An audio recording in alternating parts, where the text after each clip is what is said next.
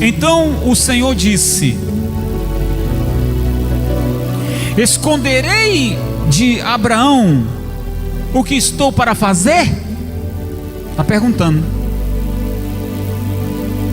Abraão será o pai de uma nação grande e poderosa, e por meio dele todas as nações da terra serão abençoadas. Olha que frase, gente. Por meio dele. Verso 19. Pois eu o escolhi para que ordene aos seus filhos e aos seus descendentes que se conservem no caminho do Senhor, fazendo o que é justo e direito, para que o Senhor faça vir a Abraão o que lhe prometeu. Eu leio mais uma vez, gente, o verso 19. O Senhor está dizendo: pois eu escolhi você, Abraão, para que você guie, para que você ensine aos seus filhos que se conservem no caminho do... Há um peso nisso, gente, uma responsabilidade nisso, para que você ensine a eles que se conservem no caminho do Senhor, fazendo o que é justo e direito, para que o Senhor faça vir a Abraão o que lhe prometeu. Para que o Senhor faça vir a Abraão o que lhe prometeu. Senhor Deus, fale conosco nessa manhã através da sua palavra. Que a sua palavra nos oriente, nos alimente, nos exorte. Abra os olhos da nossa mente para que possamos a cada dia, Senhor, melhorar a nossa vida espiritual e comunhão contigo, em nome de Jesus. Amém, pessoal? Abraão, ele era amigo de Deus. Olha para mim, gente, por favor, preste bem atenção. Quando a gente lê um texto como esse, de alguma forma a gente quer aprender, em algum momento se espelhar, usar o mesmo exemplo, seguir as instruções. Quem é que não quer ser amigo de Deus? Quem é que não quer conversar com Deus e Deus dizer para você o que você tem que fazer? Eu quero ser amigo de Deus. Só que para ser amigo de Deus,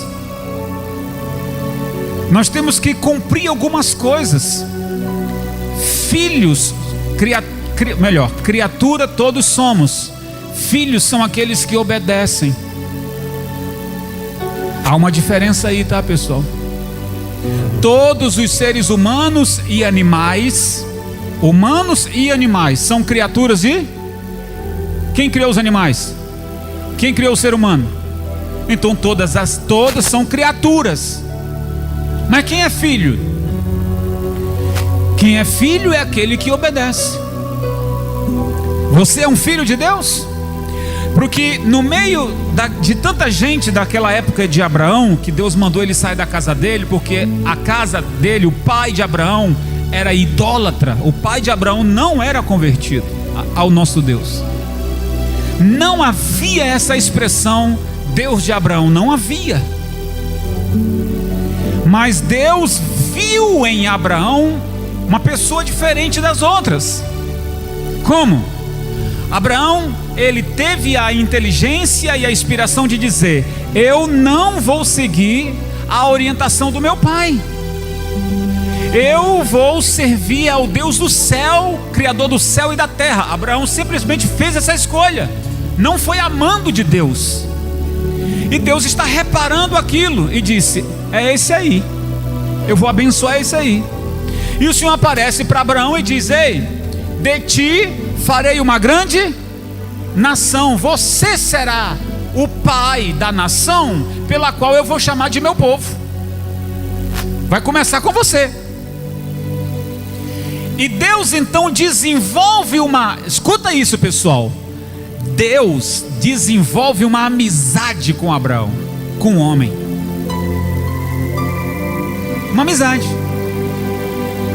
Assim como ele tinha uma amizade com Moisés. Preguei aqui domingo retrasado. Aliás, um pouco mais, né? Que Arão e Miriam, eles questionaram por que Deus só falava com Moisés. E Deus repreendeu eles, chamou os três na tenda, chamou Moisés, chamou Arão e chamou a Miriam e disse: ei, quando eu quero falar com um profeta, eu falo em sonho ou em visão, mas com Moisés é diferente, eu falo com ele. Eita! Moisés era um amigo também de Deus, porque Deus falava com ele face a face. E Abraão não foi diferente. Então o Senhor está dando a instrução para Abraão, dizendo: eu escolhi para que ordene aos seus filhos. Aí está o trabalho, pessoal. Aí está o peso da responsabilidade. Você vai ensinar aos seus filhos e aos seus descendentes, netos, bisnetos, enfim, que se conservem no caminho do Senhor. Olha, você que é pai, você que é mãe, você pastor,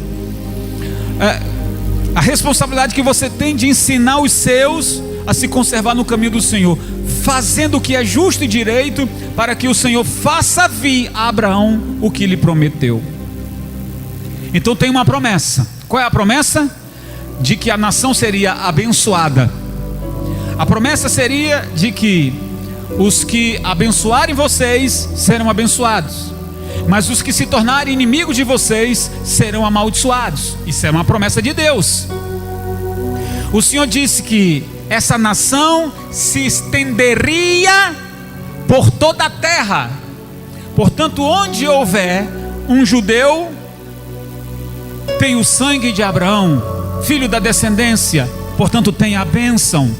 Esteja ele em Israel ou em qualquer lugar do mundo, existe uma promessa. Só que essa promessa, ela só se cumpre porque ela está conjugada, ela está ligada, se eles andassem no caminho, se conservassem na presença do... Então a promessa vem ou se cumpre quando o mesmo se conserva na presença do Senhor. Veja, Isaac andou nos preceitos já o Ismael não. Ismael é filho de Abraão. Será que o Ismael não teve o mesmo ensinamento que Isaac teve? É claro que teve, mas ele fez uma escolha: eu vou fazer diferente. E o Senhor disse: tá bom. O Senhor disse que Ismael seria abençoado, mas que parte desse povo também seria amaldiçoado. E aí é uma outra questão que leva muito tempo para explicar isso. Mas por que, bispo? Porque se desviou da presença do Senhor. Eu quero dizer para vocês, pessoal, que no primeiro texto que lemos, o Senhor diz, por chamar ele de amigo, o Senhor diz: esconderia eu alguma coisa do meu amigo Abraão? Se você é amigo de Deus, Deus não vai esconder de você o que vai fazer, Ele vai falar para você. Amém, gente? Vai falar. Se Deus tem um plano na sua vida, Ele ama você, Ele vai falar para você o que vai acontecer, não vai esconder. Mas sabe qual é o nosso problema? A gente se deixa levar muito mais pela emoção, a gente se deixa levar muito mais pelas nossas vontades, e por que não dizer vaidades, do que ouvir ou confiar na voz o nosso erro está aí. Os nossos olhos se enchem com coisas perecíveis. O nosso coração se enche de coisas perecíveis. Enquanto Deus diz: meu filho, eu tenho algo melhor para dar para você. Quem está me entendendo, pessoal? Eu tenho preparado algo melhor para você, mas você está se deixando levar por alguma emoção. Esse é um dos maiores erros de todos nós. Então o Senhor está dizendo: poderia eu esconder de Abraão aquilo que eu vou fazer? Então, se eu já sei que ele vai ensinar a nova nação que vai partir de mim, e a minha responsabilidade é ensinar, é zelar, é corrigir, orientar e dizer: ei, não saiam da presença do Senhor, porque Ele garante que se nós permanecermos, nós seremos a nação mais poderosa do mundo. Eu quero ler para vocês, pessoal, abra aí por favor, 2 Crônicas, livro da 2 Crônicas, capítulo 20 e o verso 6. 2 Crônicas, capítulo 20 e o verso 6. Eu vou ler aqui alguns versos. Preste atenção no que diz a palavra. E orou: Senhor, Deus dos nossos antepassados, não és tu o Deus que estás no céu? Tu governas sobre todos os reinos do mundo. Força e poder estão em tuas mãos. Ninguém pode opor-se a ti. Não és tu o nosso Deus, que expulsaste os habitantes dessa terra perante Israel, o teu povo, e a deste para sempre aos descendentes do teu amigo Abraão? Eles a têm habitado, e nela construíram um santuário em honra ao teu nome, dizendo: se alguma desgraça nos atingir, seja o castigo da espada, seja contra ele a peste, a fome, nós nos colocaremos em tua presença diante deste templo, pois ele leva o teu nome, e clamaremos a ti em nossa angústia, e tu nos ouvirás e nos salvarás. Mas agora, aí estão os amonitas, moabitas e habitantes dos montes de Seir, cujos territórios não permitiste que Israel invadisse quando vinha do Egito. Por isso os israelitas se desviaram deles e não os destruíram, ou seja, se desviaram deles para não haver confusão ou guerra. Vê agora como eles estão nos retribuindo, a ouvirem expulsar-nos da terra que nos deste por herança. Ó nosso Deus. Isso aqui é a oração de Josafá, tá, pessoal? Josafá que está orando aqui. Não irás tu julgá-los, julgar os inimigos, pois não temos força para enfrentar esse exército imenso que vem nos atacar. Não sabemos o que fazer, mas os nossos olhos se voltam para ti. Todos os homens de Judá, com as suas mulheres e seus filhos, até os de colo, estavam ali em pé diante do Senhor. Então, olha o que aconteceu. O Espírito do Senhor veio sobre Jaziel, filho de Zacarias, neto de Benaia, bisneto de Jeiel, trineto de Metanias. levita e descendente de Asaf, se levantou no meio da assembleia e disse: escutem, todos os que vivem em Judá e em Jerusalém, e o rei Josafá, assim diz o Senhor a vocês: não tenham medo nem fiquem desanimados por causa desse exército enorme, pois a batalha não é de vocês, mas de Deus. Amanhã desçam contra eles, e eis que virão pela subida de Ziz, e vocês os encontrarão no fim do vale, em frente ao deserto de Jeruel. Vocês não precisarão lutar nessa batalha. Tomem suas posições, permaneçam firmes e vejam o livramento que o Senhor dará, ó Judá, ó Jerusalém. Não tenham medo e nem desanimem. Saiam para enfrentá-los amanhã, e o Senhor estará com vocês. Josafá prostou-se com o rosto em terra, e todo o povo de Judá e de Jerusalém prostou-se em adoração perante o Senhor. Então os levitas, descendentes dos coatitas e dos coeritas, levantaram-se e louvaram o Senhor, o Deus de Israel, em alta voz. De madrugada partiram para o deserto de Tecoa.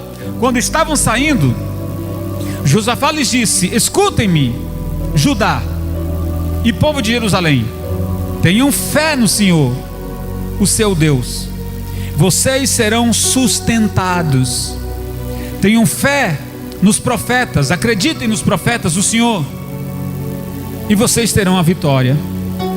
Depois de consultar o povo, Josafá nomeou alguns homens para cantarem ao Senhor e o louvarem pelo esplendor da sua santidade, indo à frente do exército cantando: deem graças ao Senhor, pois o seu amor dura para sempre.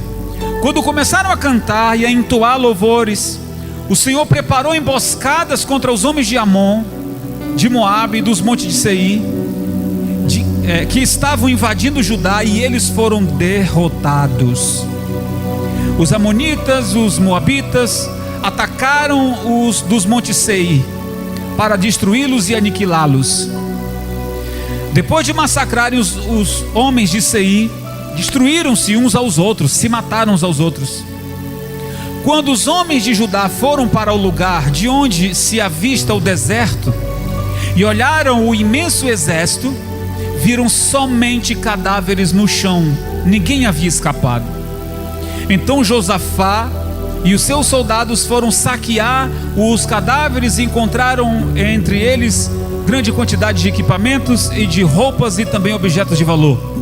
Passaram 3 dias carregando, mas havia mais do que eram capazes de levar. Então, gente, presta bem atenção aqui. Desculpe-me, eu fiz questão de ler todo o texto para uma compreensão melhor. Escute, quando Josafá, a Bíblia diz, pessoal, que 3 povos ameaçaram desapossar o povo de Judá das terras pelas quais o Senhor havia dado para eles. O povo de Judá vivia bem, tinha água,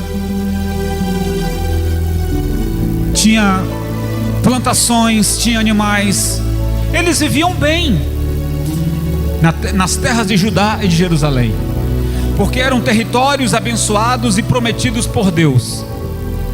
Só que o texto fala que 3 inimigos, 3 povos se juntaram. Olha aqui para mim, imagina 3 países se juntam e diz: vamos atacar Israel, vamos atacar Judá, vamos atacar Jerusalém. O rei Josafá, que era o rei de Judá, naquela época o povo de Israel havia se dividido em 2, havia 2 reinos: o reino de Judá e o reino de Samaria, reino do sul, reino do norte. Os 2 compunham-se as 12 tribos. E o rei de Judá, Josafá, teve medo e disse: vai ser um massacre. Alguém chegou para Josafá e diz: olha, eles já estão além do Jordão, estão próximos a nós. O Josafá ele foi orar, foi falar com Deus. E preste atenção, se você entender o texto que eu li, a oração de Josafá, ele vai tocar em pontos que Deus fez questão de abençoar aquele povo por meio de Abraão. Então Josafá vai falar na oração termos que o Senhor usou para dizer para Abraão que seria abençoado a sua descendência. Quem está me entendendo, por favor, pessoal? Às vezes a gente sempre tem o hábito de orar dizendo: ó Deus de Abraão, Isaac e de... Não tem nenhum problema a gente orar assim, desde que a assinatura final seja em nome de Jesus. Tá certo? Você ora todo dia? Sim ou não? E no final da oração você... Qual é a assinatura? Em nome de? Em nome de? No final é sempre em nome de Jesus. Mas não tem nenhum problema você, no meio da oração ou no início da oração, dizer: ó Deus de Abraão, Isaac e Jacó. Não há nenhum problema, desde que a assinatura seja em nome de Jesus no final. Muito bem. Então Josafá está dizendo: o Senhor prometeu ao seu amigo Abraão, nosso pai, que o nosso povo, a nossa descendência seria abençoada. Mas agora, Senhor, nós estamos encurralados, porque 3 povos nos cercaram e eles estão próximos, e nós não temos exércitos o bastante para enfrentá-los. Vai ser um massacre. Mas o Senhor disse para o teu amigo Abraão que iria nos abençoar, que seriam abençoados aqueles que nos abençoarem, que seriam amaldiçoados aqueles que nos amaldiçoarem. Aí o Josafá vai usar uma expressão: quando nossos antepassados saíram do Egito para vir para cá, se desviaram das terras dos amonitas, dos amalequitas e do Monte Seir, desviaram-se das terras deles na trajetória para que não houvesse um enfrentamento, para que depois eles nos dissessem que entramos nas terras deles. Nós desviamos, passando por dentro do Jordão, para evitar uma batalha. Hoje nós estamos aqui e eles estão nos retribuindo assim, querendo nos atacar, roubar, tirar tudo de nós. A Bíblia diz que na hora que Josafá estava fazendo essa oração, citando Abraão, citando as promessas que Deus fez a Abraão, citando o templo,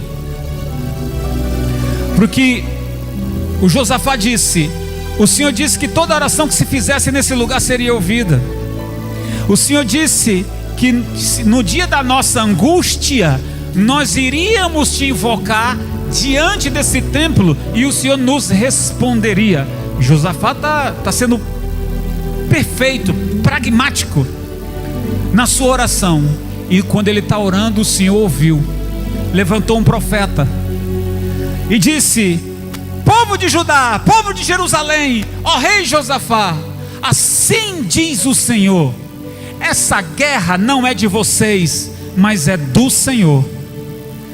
O profeta disse: o Senhor disse que vocês vão para a batalha, mas não vão lutar, porque o Senhor é quem vai lutar por vocês.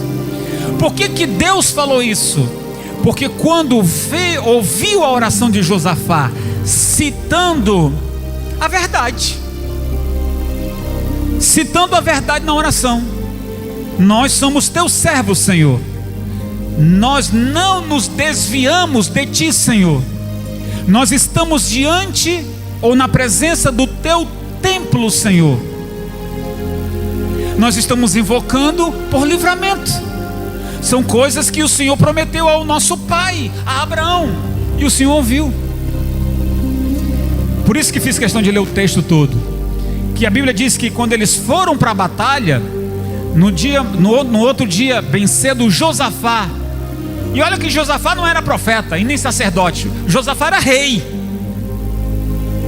O Josafá não era pastor. O Josafá era o quê? Mas um rei temente. Gente, quando um governante é temente a Deus, a coisa é diferente, é ou não é? Pois bem, o Josué, que não era pastor, que não era sacerdote, era um rei, mas temente ao Senhor. Ele diz: pessoal, creia no Senhor vosso Deus. Nós vamos para a batalha agora. Não tenham medo. Creiam no Senhor vosso Deus e estareis seguros. Ou seja, não vai acontecer nada. Creiam nisso, não tenham medo. Crede nos seus profetas e prosperareis. Um rei dizendo para o povo que não tivesse medo, porque o Deus que eles serviam iria entrar naquela batalha, ia vencer os inimigos e iria recompensá-los. Então veja, uma batalha onde o mais forte, no termo natural, o mais forte é que vence, o mais fraco perde. Nesse sentido, se fosse comparar, o mais fraco era o povo de Deus, por causa da minoria em números.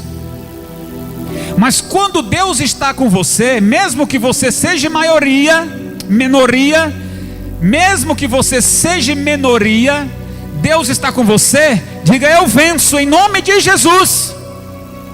Vence não, pessoal? Vocês estão com a bexiga hoje, hein? Diga: eu venço em nome de Jesus.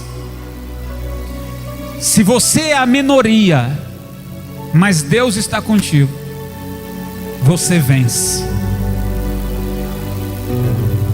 Tem gente que acha que a sua vitória está numa grande igreja, porque tem milhões de pessoas. É um erro. Tem gente que diz: vai vir um pastor não sei da onde, eu vou lá porque a minha bênção está lá. Está se enganando também. A sua bênção não está em lugares, a sua bênção não está em pessoas, a sua bênção está na sua convicção de fé com o próprio Deus. Eu estou pregando para vocês hoje que Abraão foi chamado amigo de Deus. Significa que eu também posso ser amigo de Deus, que você também pode ser amigo de Deus. Isso não foi uma coisa exclusiva de Abraão. Você pode ser amigo de Deus. Mas bispo, quem sou eu comparando-se com Abraão? É verdade, mas nós temos muitas coisas que nos une a isso: a nossa fé, o nosso Deus. Você pode até não ser uma pessoa do gabarito de Abraão, mas você pode seguir os exemplos porque você já viu Deus fazer maravilhas na sua vida. Você já viu grandes coisas Deus fazer na sua vida, e você pode melhorar a cada dia esse relacionamento com Deus. Veja, Deus falou assim para Abraão: Abraão, eu quero que você pegue o seu filho e suba no cume daquele monte, o Monte Moriá, e você vai sacrificar ele para mim. Abraão não contou conversa, pegou o menino, nem falou para Sara e disse: vamos ao monte sacrificar. O menino não sabia que seria ele. A história é bonita e diz que quando Abraão amarra o menino e pega o machado para sangrá-lo, o anjo diz: não faça isso, porque agora eu sei que temes a Deus. Se Deus tinha alguma dúvida, caiu por terra ali. É como se Deus dissesse: agora eu tenho absoluta certeza que eu tenho que investir em você, Abraão, porque você provou que me ama. Isaac, e Abraão não amava Isaac, gente? Amava ou não amava? A Bíblia diz que Isaac era a alegria dos olhos de Abraão. Está escrito isso. Isaac era a alegria dos olhos de Abraão. Mas quando Deus lhe dá uma ordem, ele não disse: Senhor, não pode ser o Ismael não? Ele fala isso? Pode ser o Ismael não, Senhor? O Isaac é querido, é meu filho do coração. Ele não questionou, ele disse: eu vou lá agora. Então nós também, no decorrer da nossa vida, Deus também faz testes na nossa vida, para saber se o nosso coração está totalmente nele. Quem sabe Deus possa também tocar na luz dos seus olhos. O que é a luz dos seus olhos? Qual é a alegria dos seus olhos? Seu filho? Seu neto? Seu marido? Sua esposa? E quando Deus toca na alegria dos teus olhos, você se magoa com Deus, você aborrece Deus, você sai da presença do Senhor, você sai da igreja. A Bíblia diz que Deus tocou na alegria dos olhos de Jó. E não vou contar toda a história de Jó, porque você já sabe. E Jó se desviou, gente? Não. Jó não se desviou. Jó permaneceu, mesmo doente, permaneceu. E Deus então restaurou a sua vida 2 vezes mais. Então, em algum momento da nossa vida, Deus também vai nos provar. E quando eu tenho a capacidade de, mesmo na angústia, chorando, dizendo: Senhor, seja feita a sua. O que eu estou dizendo para Deus? Senhor, eu não queria que acontecesse isso, mas assim o Senhor quis. Seja feita a tua. Eu não queria, Senhor. Eu não queria que isso acontecesse, Senhor. Eu não queria perder o fulano. Eu não queria que essas coisas, que essa situação me acontecesse logo agora, Senhor. Mas se o Senhor assim quis, seja feita a tua. Essa é uma frase que aprendemos com Jesus: Pai, se possível, passa de mim. Eu estou pedindo, mas se o Senhor quiser que assim seja, eu entendo, seja feita a sua vontade. Eu não queria não, mas se o Senhor diz que é assim, eu aceito. Então, quando Jesus fala isso para o Pai, Jesus não foge, Jesus não se esconde, Jesus não desiste, Jesus enfrenta. E qual foi o resultado? O resultado é que, isso foi numa quinta-feira, essa oração, na quinta-feira. Subsequentemente ele foi preso, condenado, crucificado, morto. No terceiro dia, tudo aquilo mudou. Filipenses, o apóstolo Paulo diz que a ele o Senhor exaltou, a Cristo o Senhor exaltou com o nome que está acima de todo nome.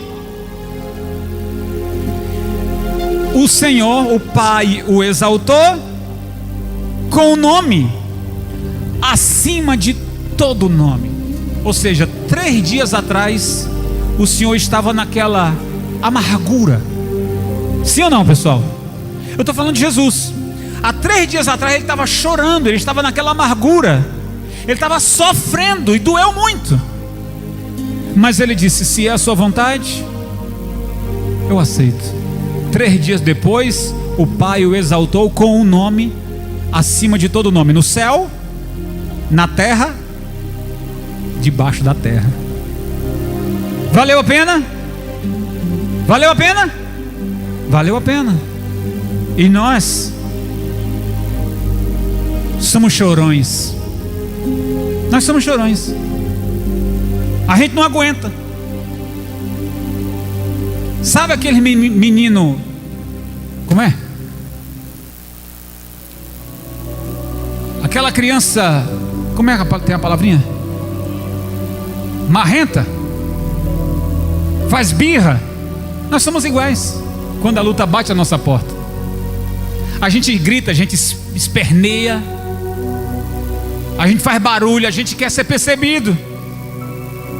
Tem aquela criança que chora e chora mais alto para ver se alguém percebe que ela está chorando. A gente faz a mesma coisa, a gente esperneia, a gente quer chamar a atenção de Deus e dizer: eu estou vendo, eu sei, eu sei.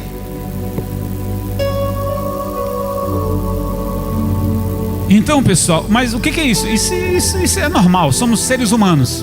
Mas a gente tem que aprender a dizer assim: o meu Pai, o meu Deus está comigo.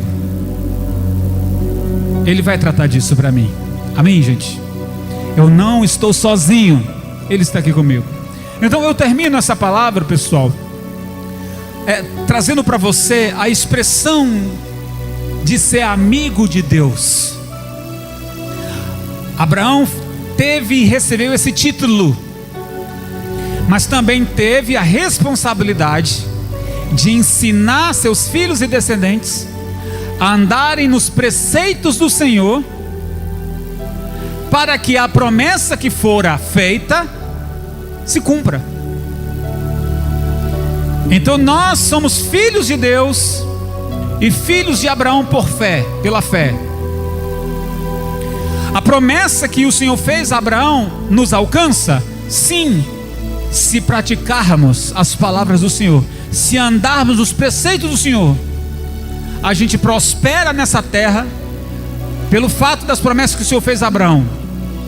E a Jesus, o sacrifício de Jesus não garante a nossa prosperidade, mas o sacrifício de Jesus garante a nossa entrada no reino da glória de Deus, nas mansões celestiais, para onde nós partiremos. Não sabemos quando, se hoje, se amanhã, se daqui um mês, se daqui um ano, mas nós iremos para lá. Quem vai? Então, seja amigo de... Aliás, o próprio Jesus disse: eis que estou à porta e bato. Quem abrir, eu entrarei, cearei com ele e ele comigo. Ou seja, você deixa qualquer um sentar à sua mesa, comer no seu prato, usar os seus talheres, abrir a sua geladeira? É qualquer um que faz isso? Você dá permissão para pessoas contadas a dedo. Qualquer um que vem, entra na sua casa, abre a sua geladeira? A minha não. Vai ter que esperar. Mas o Senhor está dizendo: eis que estou à porta e bato. Se você abrir, eu entro, cearei com ele e ele comigo. Ou seja, você vai sentar comigo, nós vamos cear juntos. Eu creio, pessoal, que essa palavra hoje nos abençoou muito. Quem crê também, diga eu. Fica de pé, bem forte, glorifica o nome do Senhor. Ao nosso Deus a honra e a glória. Uau, que alegria ter a sua companhia aqui. Desejo muito que você aplique tudo que você aprendeu. Meu desejo aqui é alcançar o maior número de vidas para Cristo através da palavra. Então compartilhe esse vídeo para com seus amigos. Que o Senhor te abençoe e te guarde sempre. Fique na paz e até a próxima.